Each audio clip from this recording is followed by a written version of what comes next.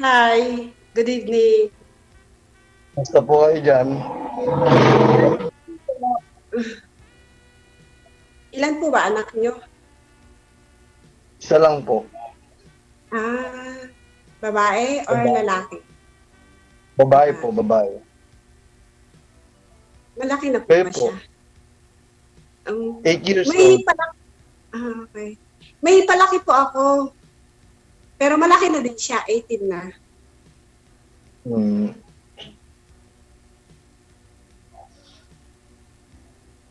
Ilan taon na po kayo? Ano na ako, 48 na ako. Matanda na. O, 46. 46. Opo. Okay.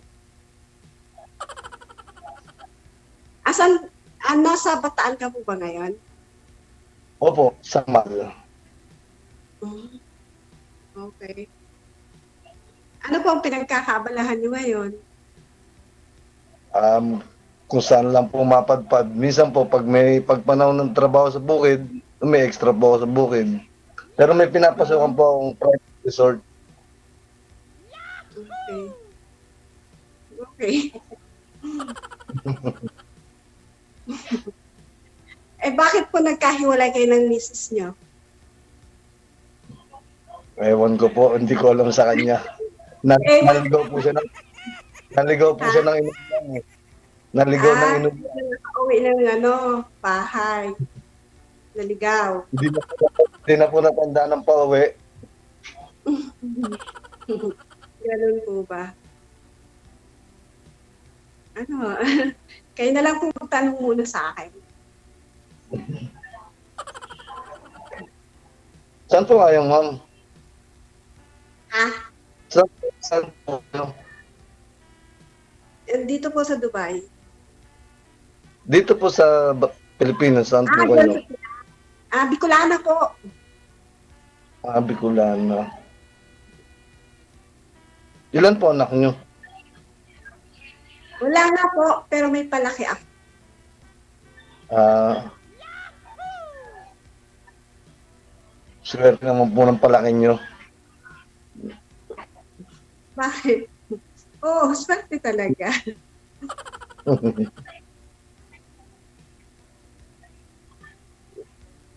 Mm. Kayo po, Ano po? nasaan asawa nyo? Patay na asawa ko, matagal na. Hmm, matagal na po kayo dyan sa trabaho, sa trabaho nyo? 2012. Ha? Matagal na po kayo dyan. Ano? 2 years. 2 years. Tagal na rin po. Si kuya naman, pinupo pa talaga ako. Parang lalong tumatanda eh. Porque ahead ako sa'yo ng ilang taon na. Hindi naman po sa tanda yung pagpamumupo eh. Parang paggalang lang din po. Sa bagay, oo, tama. Respeto lang po ba, ma'am? Mm, tama. Ano? Kaya po, kahit na yung bata lang na kinakausap ko, namumpo pa ako eh. Hindi, mahirap po kasi yung kwan lang. Tama naman. Para halimbawa, gagayahin ka ng bata na bumubo. Yun nga po.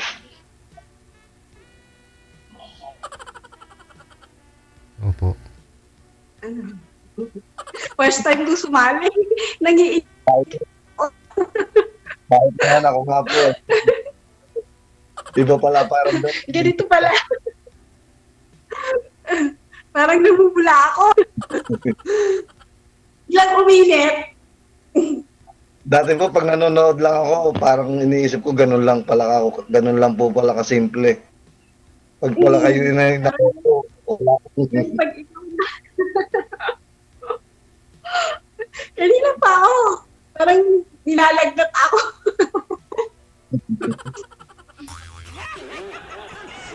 Dito na po yung amo nyo dyan. Ha? Okay naman po yung amo nyo dyan. Mababait sila. Saka kaya, ang trabaho ko nga dito, ano lang. Mag 7, 10 or 11 tapos na din ako. Maghapon na yan nakahilata. Hindi mo wala.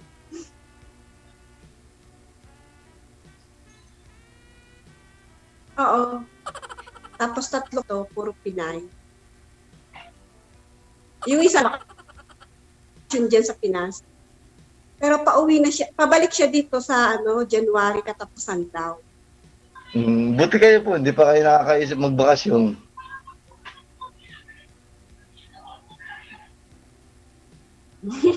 Soon. Ngayon pa naman masaya, Christmas. Kung sasagutin mo si ma'am, sir, babakasyon siya.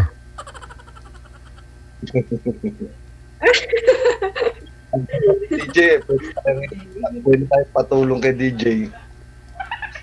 Hindi na po kailangan ng tulong ko, Pag pumasa ka lang naman kay girl o pumasa si ma'am sa'yo, sir, bakit hindi? Ang hinihingi lang ng tulong kay DJ yung mga yung mga minor edad pa yung. Di ba, DJ? Yung mga wala pa masyadong karanasan. Ba't sa iba nagpapakita si DJ? Opo. Mahina po kasi signal mo, sir, kaya nagtatago ako. Ayun. O naglalag si sir. Ayun. Labo na. Nagpakita naman si DJ, Kinakabahan po kasi si DJ kaya naglalag.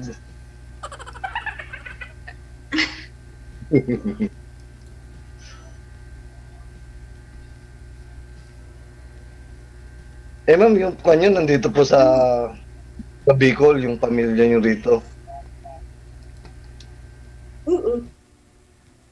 Nasa Bicol sila. Pati yung palaki ko nandun kila mama. Nasa lugar ng magulang. Babae rin po yung palaki nyo? Babae. Dati, nung baby pa siya, babae siya. Pero ngayon, dalawa na. Dalawa na sila. Lalaki na. Naglikaran na sila. Opo, DJ. Binata na ngayon. Binata. Sumusuot ang brief. Lang po. Brief yung sinusuot. Mali nang nabiling underwear na DJ.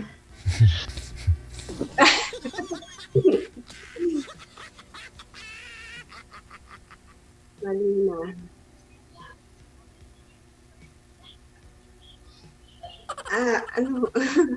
Tanong pa po kayo. Tubig muna, ma'am. Tubig po muna. Tubig.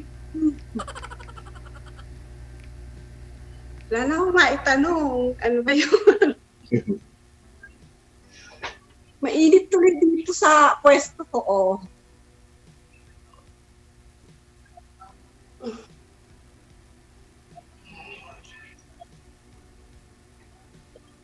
Ano po? Ako okay na kahit di ako magsalita, ma'am. May nakikita naman ako eh. Ano ba? Nung simula nung naghiwalay kayo ng asawa mo, wala ka pang naging girlfriend? Meron na rin po, kaya lang hindi rin po kami tumagal. Kasi sabi niya lang din sa akin, wala na raw po siyang asawa eh, pero nagsasama po pala sila. Nagsasama pa rin. Kaya hindi na lang po pakita. Wala. LDR kayo, sir? Sino po, sir? Yung Girlfriend mo? Hindi po, hindi naman. Kaya lang po yung asawa niya, nasa Saudi rin daw po yung asawa niya. Pero sabi niya, wala na raw po silang communication, di na sila nagkikita, wala na silang kwan. Nung mabalitaan ko, umuwi yata yung asawa niya dito sa kanila, nakita ko magkasama na sila. Dinadahilan niya sa akin, anak lang daw niya, kaya magkasama sila, sinatin niya anak niya. Pero nakita ko, doon natutulog yung lalaki sa apartment niya. Kaya hindi na ako paramdam, hindi na ako nagpakita talaga sa kanya. Pero dati nung wala yung asawa niya, ikaw ang natutulog doon sa apartment, sir? Eh, ang alam ko kasi, hindi naman sir, di ako Oh, matutulog. di ka natutulog doon? Oo. Bibisita ko siya. Oo. Eh, alam ko naman din kasi wala naman talaga siyang wala na siyang asawa eh. Oo. Dahil yun ang sabi niya. Kahit na minsan pag binisita mo doon, gabi na, pinapauwi ka pa rin niya o minsan doon ka na rin natutulog? Umuwi naman ako sir. Pag naman nagpupunta ako, may service naman ako.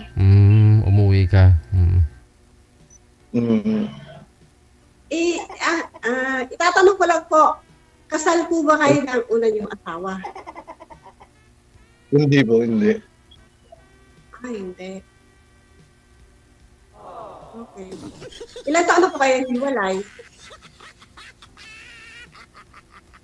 7 na rin po, 7. Kasi 8 years na anak ko eh. Magto 2 years pa lang ang baby ko nung Iniwan niya.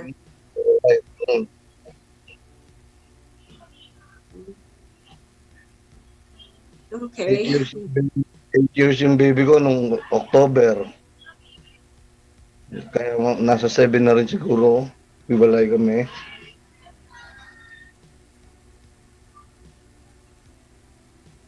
Okay. Ikaw ma'am, yung asawa mo.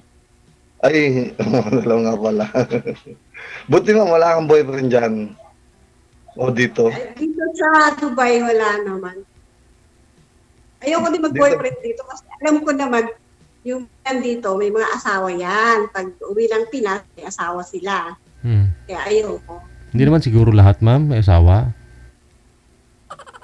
Ewan ko lang po, DJ. Pero may mga nanliligaw. Pero ewan ko. Sa kanila, bahala sila. Meron, DJ, pwede pala sa ganda ni ma'am Diba? yan.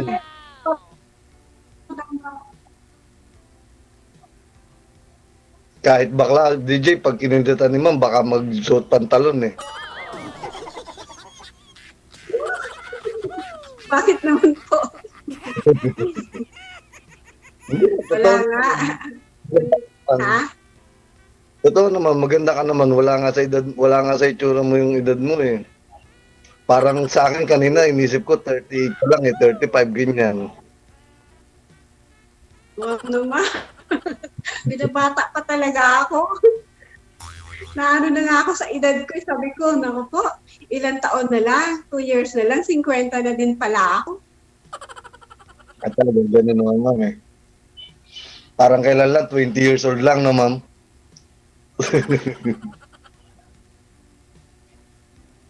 Kaya nga eh. Ako, dati, nung namatay yung asawa ko, karoon din ako, kalitin. Tapos,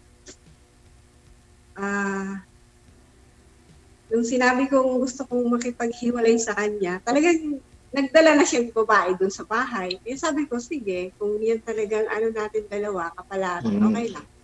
Bahay niyo pa yun.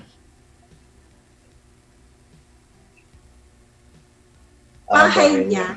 Kala ko sa bahay niyo pa ma'am eh. Bahay niya. Ako lang nakatira doon. Humina ang signal niyo, ma'am. Delay na po yung boses mo.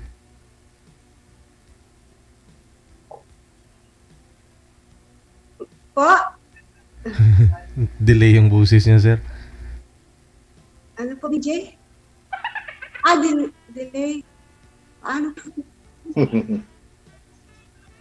Hindi po ba maganda yung signal? Okay naman, okay lang. Okay lang.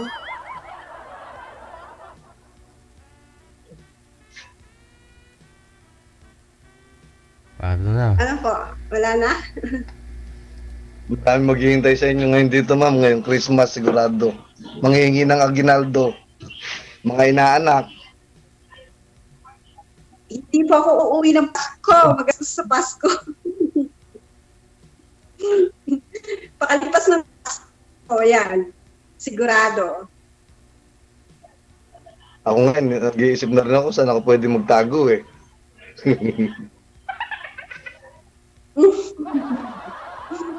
Natagot talaga.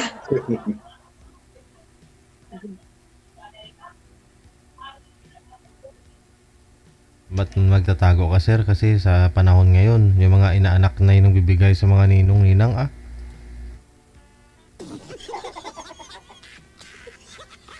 Kaya sa akin, DJ, kung ganun eh. Kung may trabaho. Tatambay Kung may trabaho na sila, yun. Pero nung bata sila, wag mong taguan para paglaki nila at may trabaho na sila magbibigay sa'yo.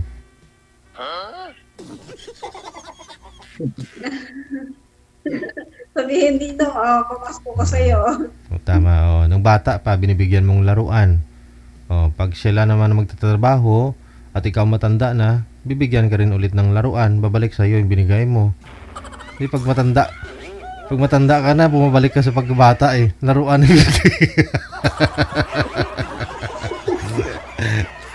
joke lang.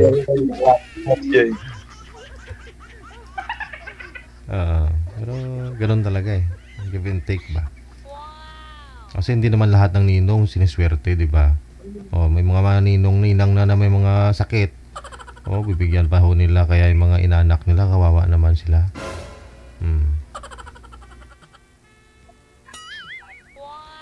Sir, kasama mo ba ngayon anak mo? Hindi po, nasa mama niya.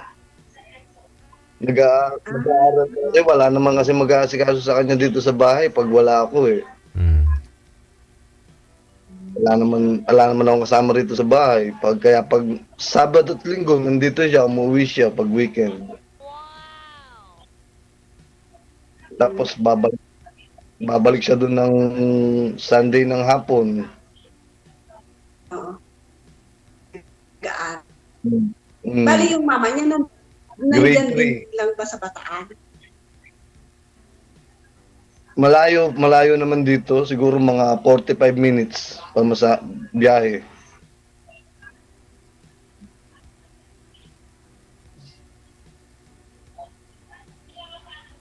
Nag-aatid lang dito sa kanya, kuya niya. May kuya siya kasi po nung makuha ko yung mama niya, may anak na rin.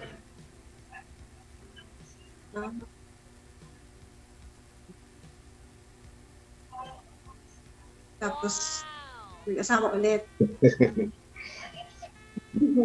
Pero siguro di pa na kontento. Siguro baka May hinahanap siya, wala sa inyo. Ganon. Try and try. kaya hinayaan ko na lang para makita, baka sakaling makita nga niya.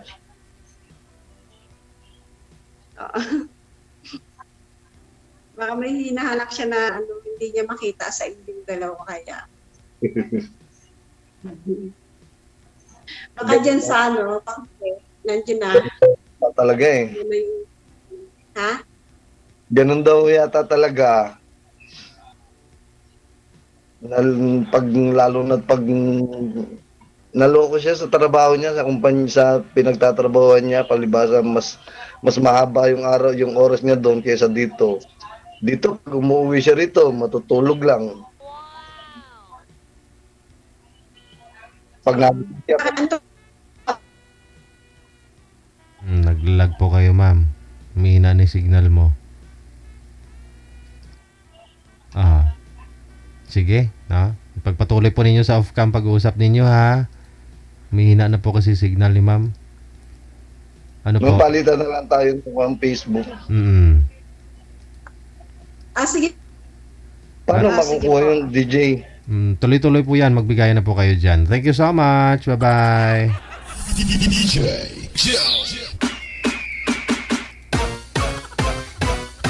Nalasing na. Hubog na yung signal ni ma'am.